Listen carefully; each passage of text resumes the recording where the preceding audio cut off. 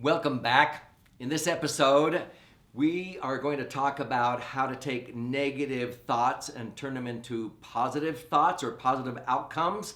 This is a crucial lesson to learn, especially for youth today who get caught up in negative thinking. They don't feel like life is worth living because they're focusing on what's going wrong instead of what's going right in their life. So get ready to be empowered with something that will help those that you care about to be able to get on a win streak in life.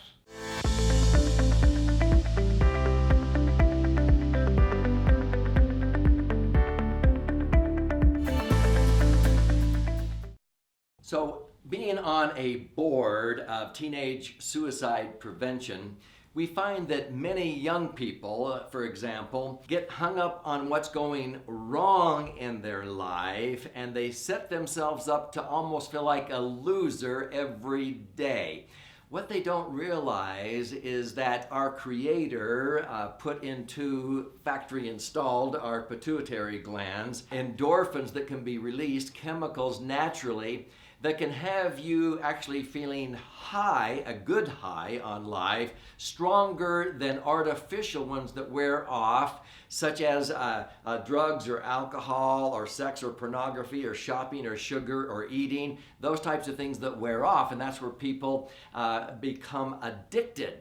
And I've helped many people with 12-step programs to overcome addictions. But this is probably the single most important concept that I've been able to teach people on how to get on a win streak. And I credit Dan Sullivan, my good friend, the strategic coach, for coming up with this, because I've always tried to every day write down my carpe diems. Okay, carpe diem means seize the day. And I like to go through and think, okay, what are 3 carpe diems or 3 positive things that happened today? I've made a habit of this, and so at night, before I swing my feet from the floor up into bed, that's my signal to write my 3 wins. It takes about 60 seconds, and so I can do that in a little black book, field notes, or you can use an app. So Dan Sullivan created a free app. It's called WinStreak, and you can use it on an iPhone or an iPad or an Android version. And it's this simple. When I take out my smartphone or my iPad or even a little booklet, I think about 3 wins I had for the day. Not what went wrong, what went right.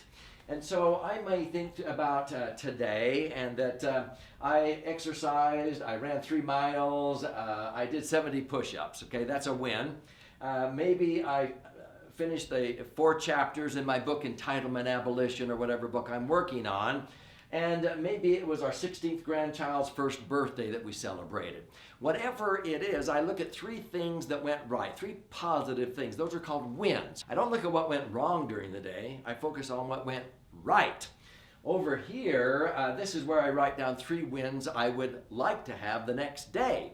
So maybe I write down that I'm going to get up and exercise, I'm going to do cardio and so forth, and then I'm going to have a date night with my wife, Sherry, and that I'm going to have an incredible audience at my next event of that day and so forth. And so those are 3 wins. Now, if they actually don't come to fruition, if something happens, I don't beat myself up, oh, my day turned out so bad. No, I look at what went right. When you do that, you get on a win streak because you're focusing on what went right instead of what went wrong during the day.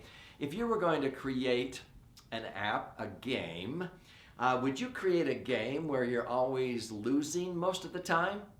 Well, no, that's no fun. But you wouldn't believe how many people, youth, that almost set themselves up to feel like they're losing the game of life every day because they're focused on what's going wrong, what didn't go right, instead of what did go right.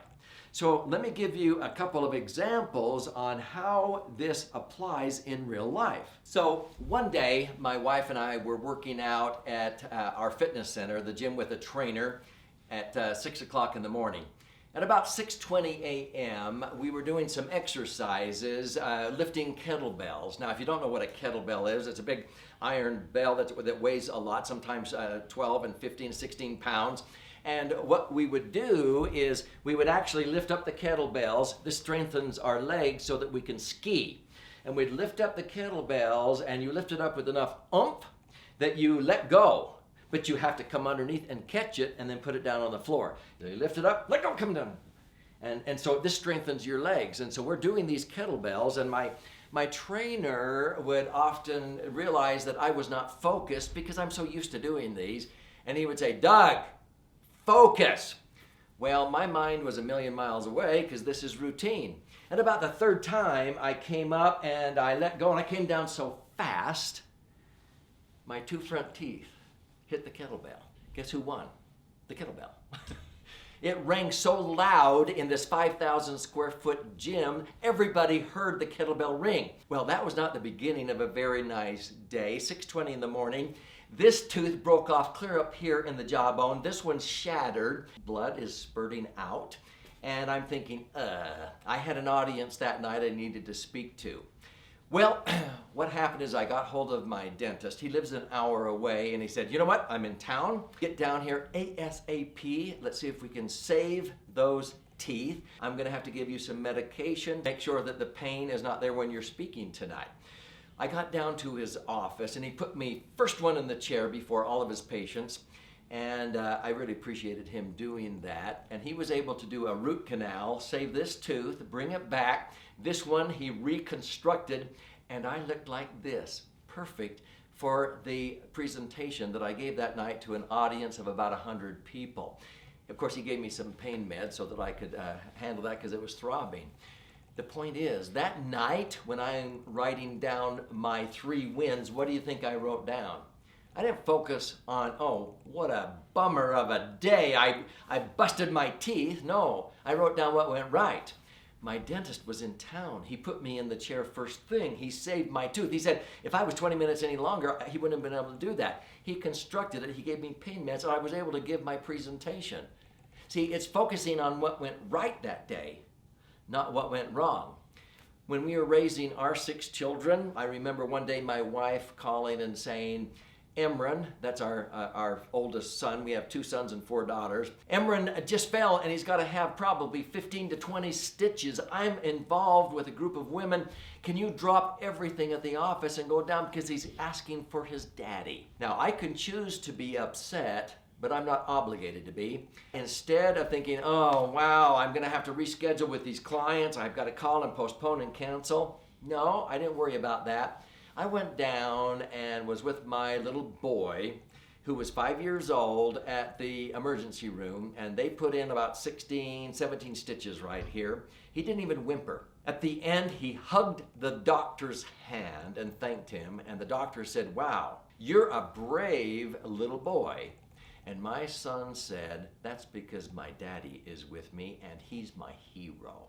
Was that a win or what? That was more important than being with I don't know how many clients that day. See, that's a win. No matter how your days turn out, because they never turn out quite like we plan, don't focus on what's going wrong. Focus on what's going right. And as you get in the habit to do this, you'll get on a win streak. So let me share how this will change your children and grandchildren when you develop this habit. So you start doing this with your children and grandchildren, and I assure you they might resist it at first. They may say, oh, nothing went right, or you say, well, let's talk about the wins. Maybe it's around the dinner table, maybe at night before family prayer or whatever, before you tuck them in bed. Well, what went right? And you know, kids, oh, nothing. Oh, no, the teacher didn't call on me today. I got bullied. They made fun of me. Well, if they know that every evening the ritual in the family is to go around and focus on the wins.